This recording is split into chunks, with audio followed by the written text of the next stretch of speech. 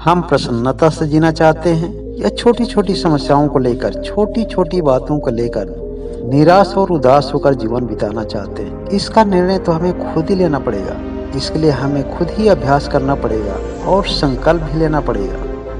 बहुत पहले एक संत हुआ करते थे। वह गांव गांव घूम करके लोगों को प्रवचन देते थे और शांति का संदेश देते थे। अक्सर लोग उनसे एक ही प्रश्न किया करते थे कि हे गुरुवर, आप हमेशा मुस्कुराते रहते हैं, आपके चेहरे पर हमेशा खुशियों की चमक दिखाई देती है, आखिर इसका रहस्य क्या है?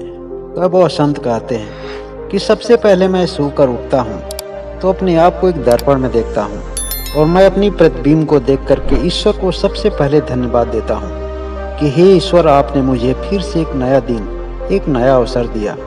और मैं दर्पण में देखकर अपने आप से एक प्रश्न करता हूँ कि आज मुझे फिर एक अवसर मिला है, आज का दिन यह कैसे बिताना चाहिए?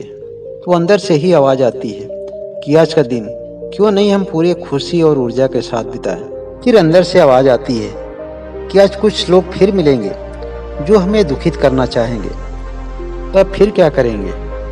फिर अंदर से ही आवाज़ आती है कि कभी भी अपने चेहरे की खुशियों को मिटने नहीं देंगे।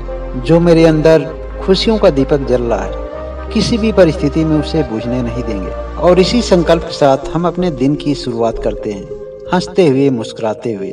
जब हम हंसते और मुस्कुराते रहते हैं तो हमारे सामने जो भी परिस्थितियाँ पैदा होती हैं वह सभी हंसने और मुस्कुराने वाले ही होती हैं। समय समय पर दुखित करने वाले लोग भी मिलते रहते हैं, लेकिन हमारा संकल्प हमें याद रहता है और फिर ऐसे लोगों का हमारे जीवन पर कोई भी प्रभाव नहीं पड़ता है। किसी संत ज्ञानी ने एक बड़ी अच्छी बात कही थी, आए एक ही देश से, उतरे एक ही घाट, हवा लगी संसार की, हो गए 12 बाट।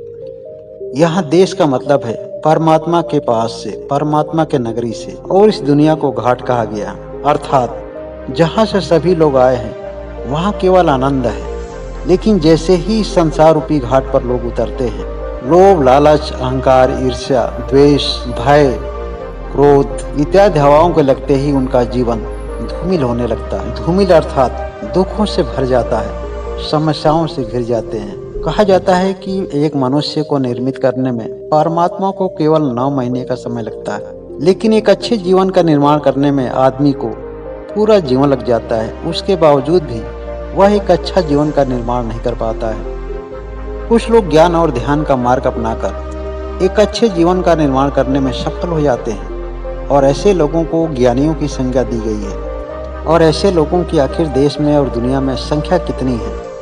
वे सभी ज्ञानी निरंतर यही प्रयास करते जा रहे हैं कि पूरी दुनिया उन्हीं की तरह ज्ञानी बन जाए, क्योंकि जहाँ ज्ञान होता है वहाँ जीवन होता है, वहाँ खुशी होती है, वहाँ परमात्मा का वास होता है। जिस आदमी में ज्ञान का अभाव होता है उसमें आसक्ति निवास करने लगती है और यह जीवन में दुख का एक सबसे बड़ा कारण होती है।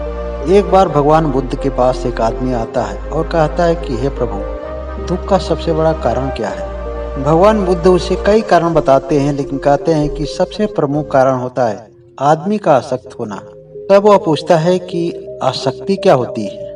भगवान बुद्ध उस आदमी से पूछते हैं कि तुम्हारे गांव में कितने लोग रहते हैं?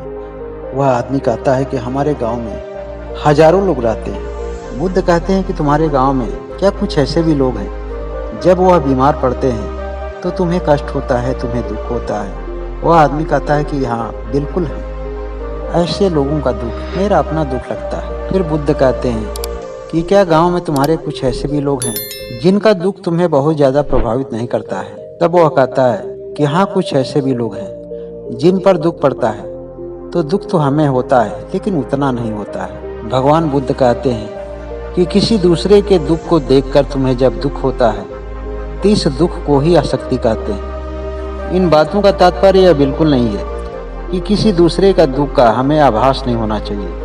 किसी दूसरे का दुख का आभास होना ही तो हमारी मानवता है, लेकिन दुख से पीड़ित होकर दुख में ही खो जाना यह अज्ञानता है। और इसी अज्ञानता को दूर करने के लिए हमें योग और साधना की जरूरत पड़ती है, हमें ज्ञान की जरूरत पड़ती है। जब हमारे अंदर ज्ञान होता है तो हमें स्वयं ही अंतरात्मा से हमें समय समय पर निर्देश मिलता है कि हमें उचित और अनुचित में भेद किस तरह करना चाहिए, और एक सही निर्णय के द्वारा एक अच्छे जीवन का निर्माण करने में हम सफल हो सकते हैं।